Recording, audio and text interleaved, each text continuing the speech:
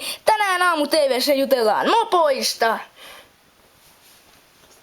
Terve! Olemme täällä keskustelemassa siitä, minkämoisia mopoja teillä on. Jos teillä on vaikka PV tai crossimopo, lähettäkää sen kuva osoitteeseen www.aamusää.fi. Vaikka osoite on sää, olemme silti uutistoimisto, sillä nimi on virhe. Mutta nyt vieraanamme motocrossi mopo.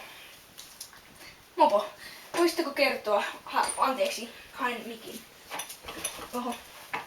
Anteeksi, voisitteko kertoa, että onko teillä mopo?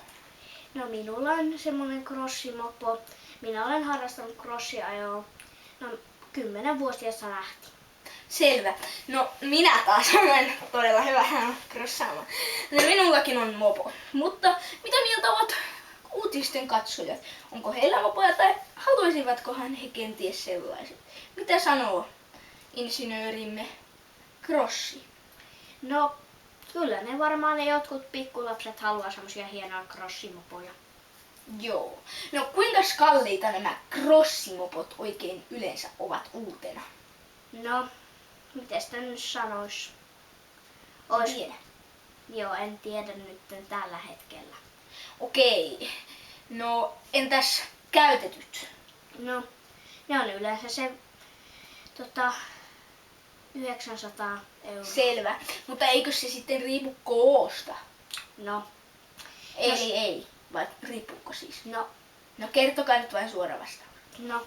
Kertokaa, ei mitään no. Joo tai ei. Ei.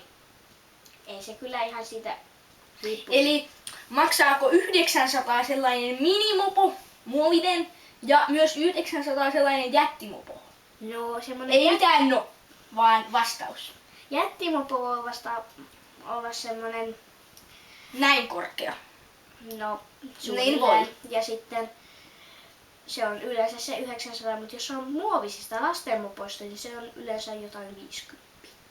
Selvä. Tämänpäiväinen olikin tässä. Voitte poistua.